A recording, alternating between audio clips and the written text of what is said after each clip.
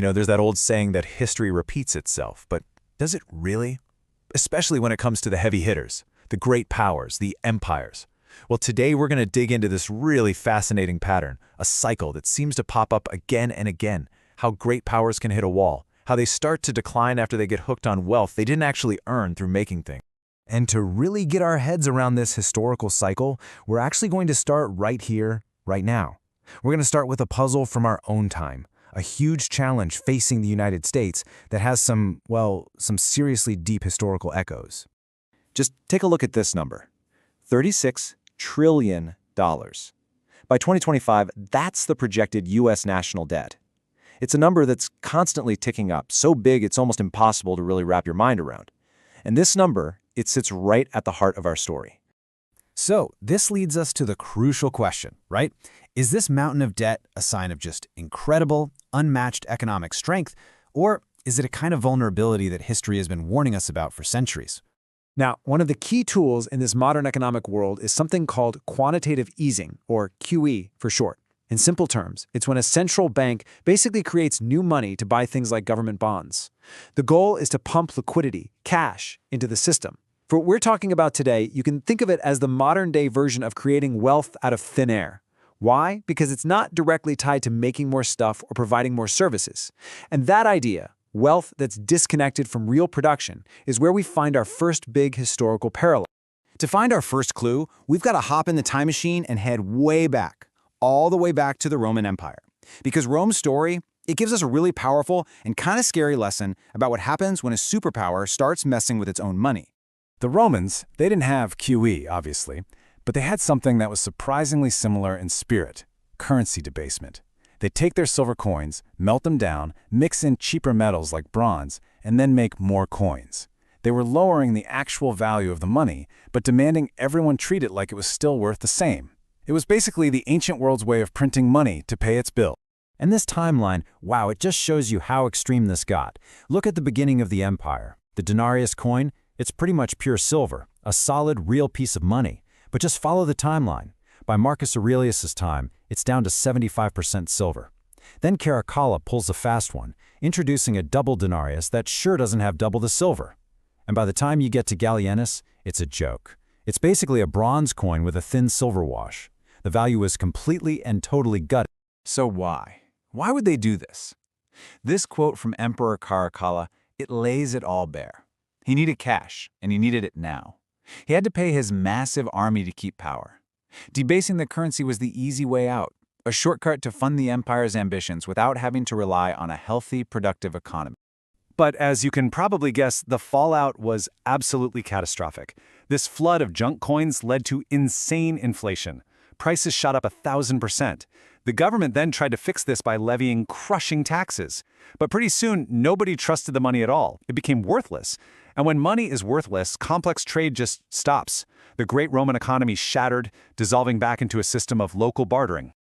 Okay, so our next example adds a really fascinating layer to this whole story. We're going to jump forward about 1,300 years to 16th century Habsburg Spain. Here was an empire that didn't have to invent artificial wealth, because it literally stumbled upon the biggest treasure chest in history. Over 16,000 tons of silver. That's how much Spain pulled out of its colonies in the Americas in just one century. I mean, can you even picture that? It was a tidal wave of unearned wealth that made Spain the most powerful nation in Europe. But this golden age had a very, very dark side. To understand what went wrong, we can actually use a modern idea from economics. It's called Dutch disease.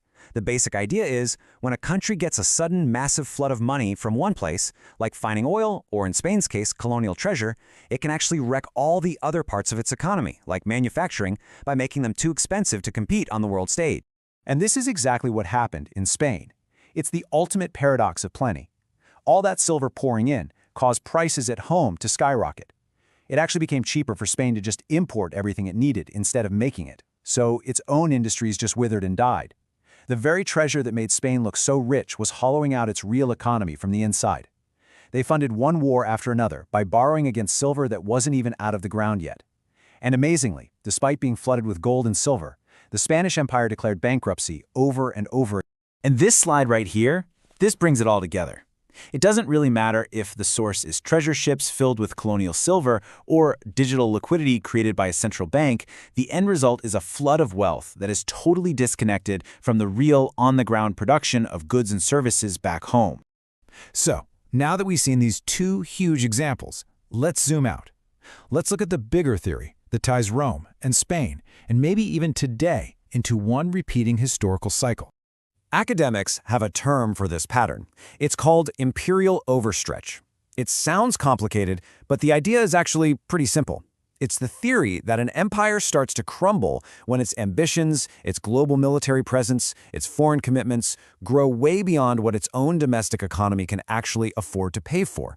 That's when it's forced to turn to these artificial forms of wealth. And this table just lays it out perfectly. Look at the pattern. For Rome, debasement led to collapse. For Spain, colonial treasure led to deindustrialization and bankruptcy. And then you get to the US. The source of unearned wealth is financial liquidity. The consequences are asset inflation and soaring debt. And the geopolitical results? Well, that has a big flashing question mark next to it. Is this another case of imperial overstretch? So, with all that historical baggage in mind, let's come back to where we started. Let's look at our modern dilemma and ask, is today really a mirror image of the past? Now, of course, history never repeats itself exactly. You have to be fair here. The US today has some incredible advantages that Rome and Spain could never have dreamed of. The US dollar is the world's reserve currency, which is a massive deal. And America's financial markets are unbelievably deep and trusted. These things are powerful shock absorbers that could, in theory, let it avoid a similar fate. And yet, and this is a big and yet, the parallels are they're undeniable. The amount of money we spend just on interest payments for the national debt is starting to rival the entire defense budget. We're seeing asset inflation make the rich richer, widening the inequality gap.